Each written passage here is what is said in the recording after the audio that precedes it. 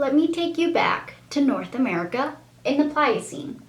It was quite dry and cool and only getting cooler and cooler, but there was so much land that animals can live anywhere.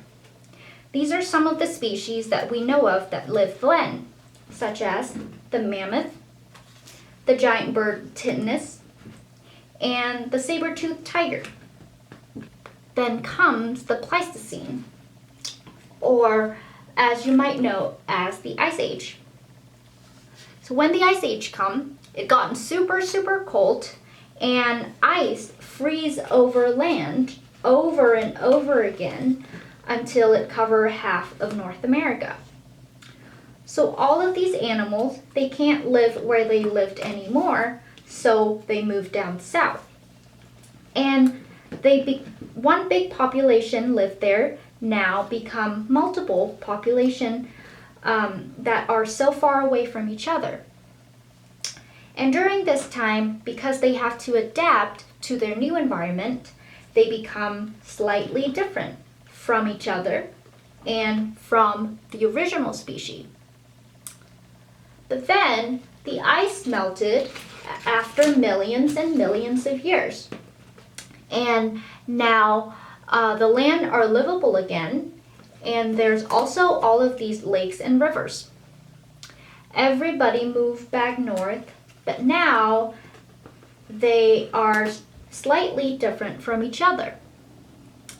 This is a theory called the secondary contact, when slightly different animals meet again. And multiple things can happen.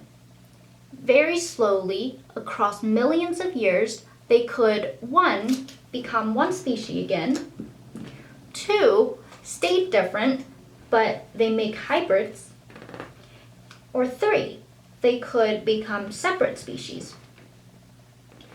So what I study is based on this theory and the third outcome, becoming separate species. How did one species become 2 that lives in different places? Are they as different as we thought they were? And were the ice the reason they become different? To answer these questions, I study birds. I choose pairs of birds that are different species, but we know that they used to be one species and that they like to live in the northern forest where there would have been ice when the Ice Age happened. So here, I will be showing you 2 species that I study. One is the black-throated green warbler, and 2, the Townsend's warbler. As you can see, they live in different areas that don't overlap. One lives in the east, the other live in the west. With these birds, we can trace back to see when they become 2 species and was it because of the ice. The reason animals survive and adapt was because they mate. And to be able to mate, they have to find partners. When birds want to attract partners, they use 2 things, looks and songs. A bird cannot attract a different bird from a different species, so it is important that they look and sound like their species. I'm trying to find out if the songs help the birds find partners of the same species. I compare the songs of 2 species to see if they are different, and if the differences are because of whether they live in the east or in the west, and if it all because they were separated during the Ice Age to become 2 species.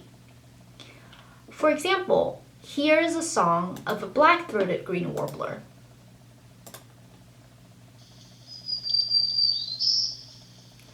And here's the song of a Townsend's warbler. And as you might be able to tell, they sound slightly different. And when you look at the spectrograms, they look slightly different too. So I measure these songs and find differences across hundreds of birds from multiple species, and I found out that between these pairs, the songs are different enough that the birds can tell, and that it was because of where they live. However, I don't know if the ice made them live where they live now, so that would be for next time.